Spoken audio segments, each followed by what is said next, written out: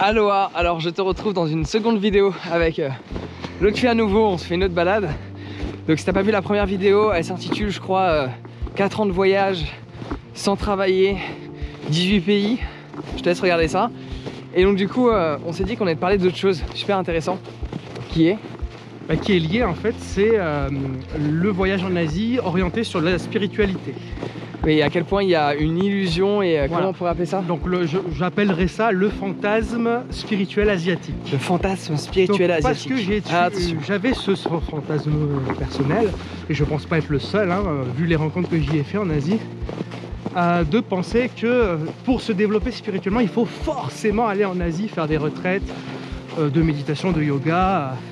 Alors oui, ça aide beaucoup, hein. Bien sûr ça m'a aidé, j'ai appris énormément de choses, mais il faut faire attention que de ne pas trop être attaché à vos fantasmes sur la spiritualité asiatique. Et de Quand on dit vraiment... asiatique, c'est aussi, ça comprend l'Inde aussi. Alors voilà, quand je dis asiatique, je parle de l'Asie de l'Est, donc Chine, Japon, l'Asie du Sud-Est, et aussi surtout l'Inde évidemment, parce que c'est à l'Inde qu'on pense en premier quand on pense spiritualité asiatique. Et du coup, il y a beaucoup d'attentes, beaucoup de projections qui sont détournées de la réalité, et toutes ces attentes détournent de l'instant présent, qui est le cœur même de toute spiritualité. C'est ça. Et on parlait d'impermanence dans la vidéo d'avant, donc le voyage t'oblige à être dans l'impermanence et dans le non-attachement. Et là, en fait, tu es aussi dans observer la réalité telle qu'elle est. Donc c'est c'est le centre de la méditation Vipassana, observer la réalité telle qu'elle est. Et là, pour le coup, tu peux vraiment le mettre en application parce que tu vas dans un ashram en Inde, tu peux te dire, waouh, les gens, ils sont tous spirituels ici, ils sont forcément équanimes, ils ont le cœur pur et tout ça. Alors l'équanimité, c'est savoir rester, on va dire, centré d'une certaine manière. Ni trop de désirs, ni trop d'aversion, tu es entre les deux, tu te laisses pas happer par tes désirs ou par ton aversion. Et là, en fait, tu te rends compte, tu vas dans un ashram ou dans un monastère bouddhiste et tu te rends compte que les gens... ils se mettent en colère ou alors des humains. Ils sont rustres, voilà. Ils sont pas comme tu l'imaginais. Et ça peut être des moines, hein, c'est pas forcément les gens qui travaillent dans l'ashram. Dans l'ashram, tu peux avoir tout le monde. T'as des ashrams orientés charité, comme ceux de Mère Teresa. T'as des ashrams... Les ashrams d'Ama, les ashrams d'Emoji, t'as vraiment de tout. Ashram, c'est vaste, hein, c'est pas que du yoga. Et t'as des gens qui font que des mantras, que des prières. T'as des ashrams interdits aux étrangers. J'ai été refusé parce que c'était exclusivement hindou, par exemple. Donc, et pourtant, on pourrait croire qu'il pourrait passer. Bah oui, même si je passais par un local. Et en fait, là où ça, des fois, le fait de me faire refuser d'un monastère tibétain, par exemple, ça m'a un peu violenté intérieurement. Alors qu'en plus, t'es resté longtemps au Tibet. Enfin, au Népal, pour un coup, parce qu'il faut se dire que la population tibétaine est exilée au Népal et en Inde, notamment, et au Bhoutan. Et du coup, le Tibet est difficile d'accès parce qu'il faut des permis, il faut payer des milliers d'euros à la semaine, c'est débile. Mais après, il y a une utilité de faire ça. L'utilité, c'est pour aussi réduire le tourisme. Par exemple, au Bhoutan, je sais que l'avantage de payer un visa super cher et par tous les jours, c'est que ça te permet justement... C'est ça, 250 $ le jour. 250 $ le jour, ça permet de faire en sorte de limiter le tourisme et de limiter les dégâts sur l'environnement. Ça fait partie des premiers pays sans plastique. C'est la Alors, c'est vrai qu'il y a d'autres trucs. En attendant, si tu regardes leur environnement, c'est super intéressant parce que c'est clean. Oui, de ce qu'on voit dans les vidéos maintenant, oui, effectivement, sur le terrain, après il y a la réalité. Parce qu'on montre souvent une image idyllique de l'Asie et qui n'est pas forcément le cas. Tout l'aspect crade. Alors, il y a l'aspect idyllique, il existe. Hein. Je ne suis pas en train de dire ce qu'on imagine, c'est faux complètement. Non, il y a des choses vraies, mais il y a tout un aspect dont il faut être conscient. Et c'est mieux d'aller sur le terrain pour le vérifier. Genre tous les Asiatiques, il y a beaucoup de familles pauvres dans la campagne, ils vont vous accueillir les bras ouverts. Ils ont peu, mais ils sont tellement heureux. Le premier jour, le deuxième jour, ils vont très bien vous accueillir. Mais vivez avec eux. Ma femme est népalaise, j'ai vécu là-bas, hein, donc dans la campagne, dans la cambrousse népalaise.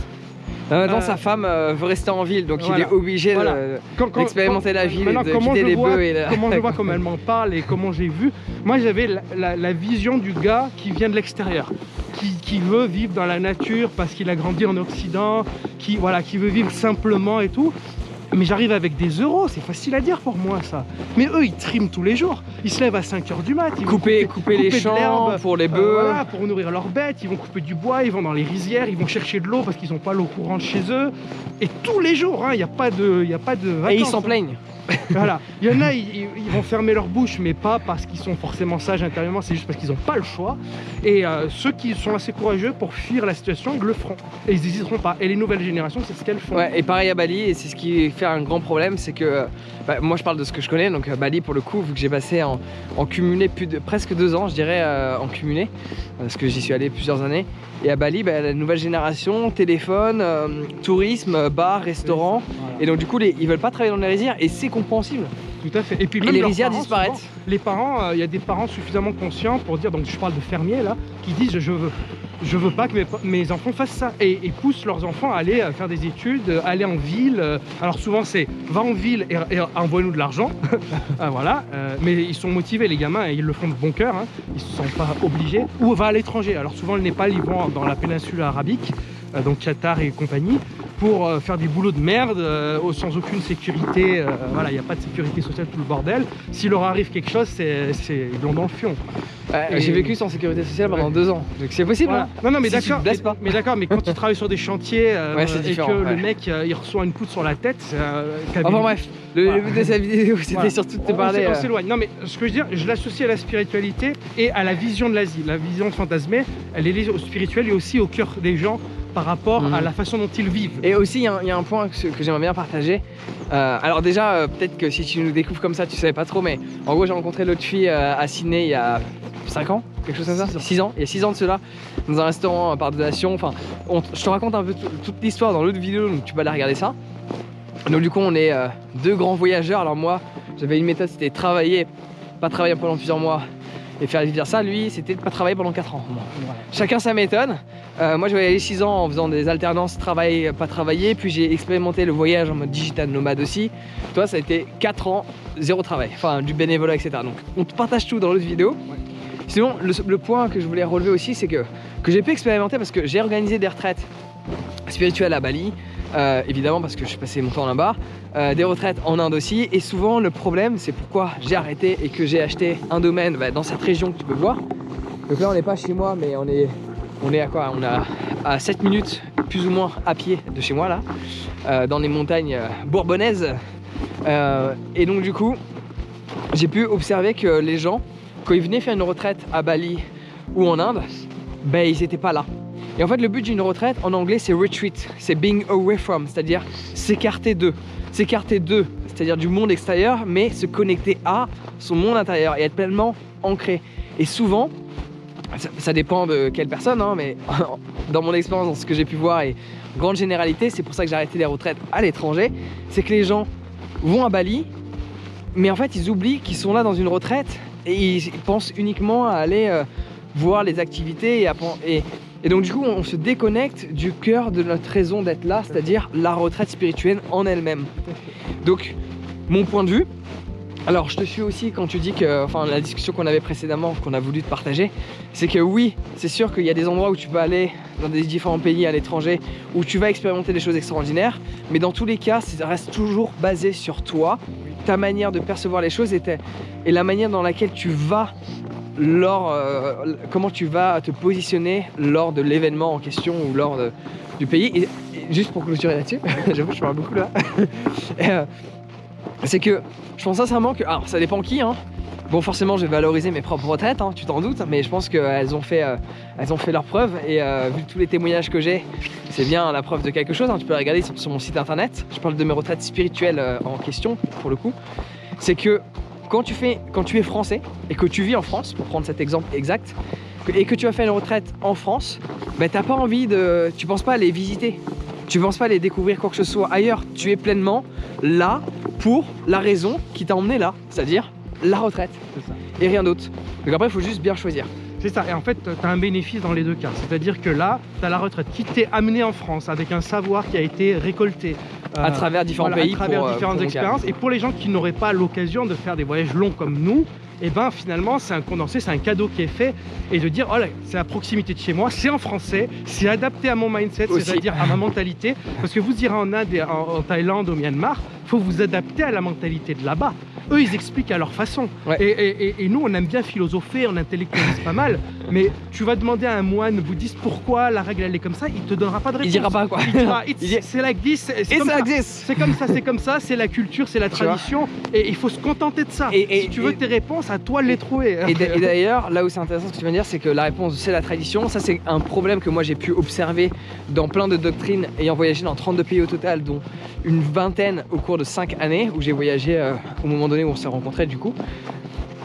C'est que justement, dans plein de doctrines de différents pays, que ce soit en Thaïlande, au Cambodge, au Vietnam, en Inde, à Bali, enfin en Indonésie en général, Lombok et tout le bordel, enfin, toutes ces îles-là, c'est toujours le même principe, c'est ils font des choses juste parce que c'est la tradition, sans pour autant l'avoir questionné de où est l'utilité de faire ça, qu'est-ce que ça m'apporte concrètement, etc.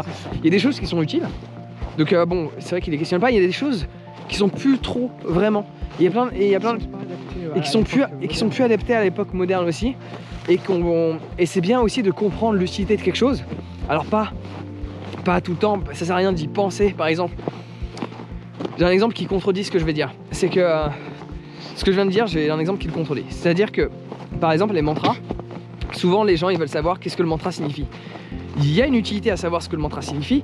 Le problème, c'est que souvent les gens, quand ils savent c'est quoi le mantra, qu'est-ce qu'il signifie, c'est qu'ils vont mentaliser le concept et puis être pleinement dans le champ du mantra, ils vont être dans la signification de celui-ci. Et là, on se déconnecte du nad, on se déconnecte du nad yoga, du son, on se déconnecte de l'utilité même du mantra. Donc, faut faire la part des choses. Je peux rebondir là-dessus, c'est-à-dire qu'un des grands avantages qu'on a, donc là je vais inverser le truc, là j'ai dit le désavantage qu'on peut avoir dans l'incompréhension intellectuelle, mais l'avantage qu'on a d'aller dans des pays où on ne comprend pas la langue. Je suis allé dans un monastère bouddhiste thaïlandais où ils parlaient que thaïlandais, hein. C'était pas du tout pour les étrangers, c'était dans la forêt et tout, mais ils t'accueillent, tu dors dans 4 mètres carrés par terre, mais ils t'accueillent quoi. Tu as le droit de rester tant que tu médites, tant que tu joues le jeu des moines, et en fait, le gros avantage c'est que tu es plus dans le ressenti. Tu te dis, ah, je comprends rien à leur prière, je comprends rien à leur mantra, mais tu sens la vibration, tu sens c'est quoi la dévotion. Et j'ai compris ce qu'était la dévotion, j'ai compris ce qu'était d'être affecté par les vibrations grâce à ces expériences-là. Donc l'immersion complète en mode, je sais pas ce que je fous là, je comprends rien à ce qu'ils font. Et je ne cherche pas forcément à comprendre, je ne cherche pas à mentaliser la chose. Voilà. Au bout d'un moment, tu lâches prise, tu dis, à un moment, moi je suis très intellectuel, donc il y a une volonté de comprendre, et après tu laisses tomber, tu dis, ça fait une semaine, ça fait 10 jours, tu cherches plus à comprendre et tu es juste dans le ressenti, et là tu commences à comprendre une autre dimension, et la partie spirituelle. Alors j'ai un exemple à partager. J'ai un exemple à partager. Alors je change de bras, ça commence à tirer au bout de 11 minutes, le même bras là, tout droit. J'ai un exemple à partager.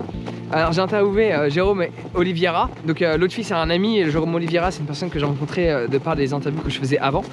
Et là j'ai envie de me diversifier comme tu peux le voir. Et Jérôme Oliveira il a fait venir Neale Donald Walsch, Deepak Chopra et Eckhart Tolle. Et à un moment donné on avait une discussion qui était très intéressante, qui rejoint tout ce qu'on vient de dire. C'est-à-dire que Eckhart Tolle lui avait partagé la meilleure conférence de sa vie. C'est une conférence qui était dans une langue pendant 3 heures, il n'a pas compris un seul mot, et c'était la meilleure conférence de sa vie. Et là où c'est intéressant, quand Jérôme Oliveira a fait venir Eckhart Tolle en France, il y a eu un petit problème de son à un moment donné, de traduction pour être exact, et des gens, enfin des Français pour être plus exact aussi, se sont plaints à l'habitude classique des Français. Et c'est quand même assez intriguant que des Français se plaignent d'un problème de traduction par rapport à la personne qu'ils sont venus voir, qui est Eckhart Tolle, alors que lui-même, la meilleure conférence pour lui, c'était une conférence de 3 heures où il n'a pas compris un seul mot. Pourquoi ? Parce qu'il ne se focalisait pas sur qu'est-ce qui a été dit, mais l'énergie dans laquelle le tout était dit, la présence de la personne, et non pas le vocabulaire qu'il exprimait. Du coup, ça rejoint assez... Et ça, en fait, c'est un truc auquel on ne pense pas forcément. Et vous attendez pas aussi, pour revenir sur le fantasme spirituel asiatique, à être tout de suite en mode zen, en mode relax, parce que vous êtes en Asie et vous êtes dans un temple. Ça marche pas comme ça. C'est-à-dire vous allez arriver, vous allez vous lever à 4 h du mat, va falloir être avec des moines qui récitent des mantras que vous comprenez rien, va falloir être assis pendant des heures, ça va vous faire mal. Mal au cul, mal aux jambes, mal au dos. Vous mangerez de manière très frugale, vous ferez les tâches ménagères. Vous n'êtes pas au Club Med pour le coup, dans des ashrams comme ça. Même si certains font payer des fois, notamment en Inde, des ashrams de yoga, mais pas grand-chose, c'est pas parce que vous avez payé que vous êtes exempt de faire le ménage, de nettoyer la salle Exact. de yoga, de faire la cuisine et tout ça, hein. Ça fait partie de la tradition, ça fait partie de l'enseignement. Voilà, et dans la tradition, on pourrait appeler ça en fonction des cultures, soit du karma yoga. Karma yoga ou seva. Tu vois, seva c'est plus nord de l'Inde, karma yoga c'est plus une manière généralisée. Ouais, c'est karma yoga, c'est en fait le yoga dans l'action, c'est être au service de l'autre, être dans l'humilité. Donc, et pour le coup, moi j'ai des exemples par rapport à ça qui au final être au service de l'autre, mais qu'au final c'est être au service de soi, parce que dans pas mal de trucs, je me souviens toujours, j'étais allé à un festival de yoga et on avait tous du coup des tâches à faire, genre servir du thé à des yogis par exemple, qui était ma tâche, que je n'ai pas fait. Pourquoi? Parce que je trouvais ça abusé que déjà servir du thé à des yogis, je pense que ils ont de l'argent à travers le fait qu'on paye les festivals. Mon temps, je préfère le donner à des gens qui en ont plus besoin. Et c'est chose que je fais dans mon quotidien. Et je pense que tu peux le voir avec tout ce que j'ai offert comme contenu, comme énergie, comme aide à bon nombre de personnes. Et donc du coup, dans certains trainings, dans plein de trainings de professeurs de yoga que j'ai pu voir, parce que j'en ai fait, il y a cette dynamique de obligation de seva, obligation de karma yoga. Mais si tu es obligé de faire du karma yoga pour obtenir quelque chose que tu souhaites, est-ce que tu le fais dans la dynamique du cœur de la valeur du karma yoga? Et la réponse est non, parce que tu le fais plus par dévotion, par don, tu le fais pour obtenir quelque chose pour toi.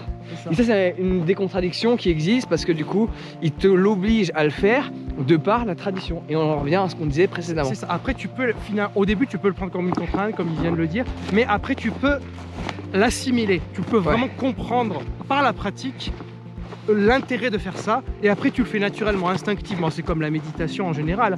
Au début tu te forces un peu, on te dit observez votre respiration, c'est chiant, je reste assis 1 heure et tout, et au bout d'un moment tu l'assimiles et ça devient automatique, c'est même plus un effort.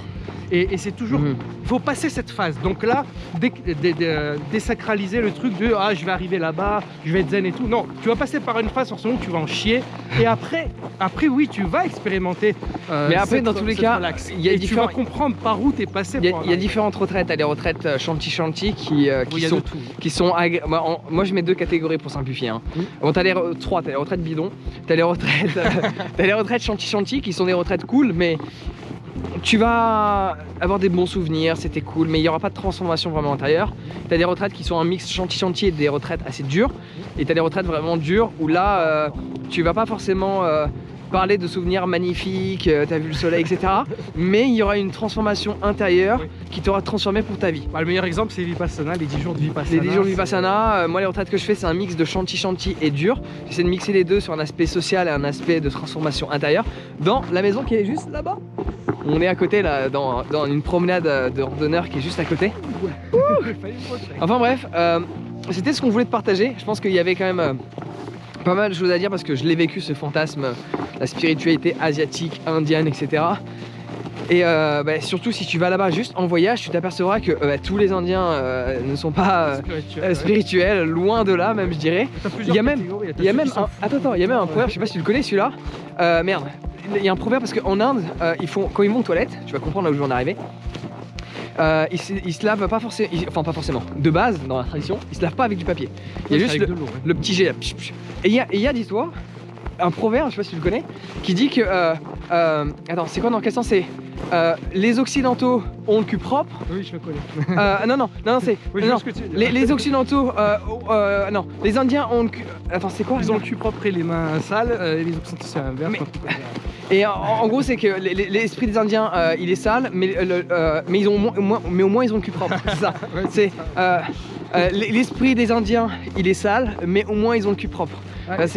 Après l'Inde, voilà. Ce qui est bien, si vous voulez vraiment aller faire et là, c'est ici qu'on fait mes retraites à présent, dès mai 2021.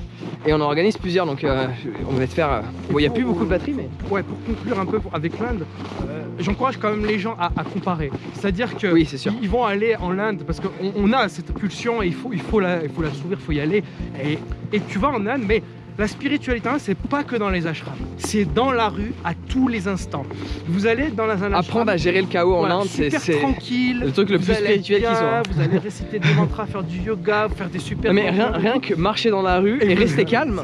C'est ça. Vouloir prendre le bus, Voilà, vouloir prendre le train et ne pas t'énerver parce qu'il est annoncé 2 heures en retard, sauf qu'au final il va arriver 6 heures en retard.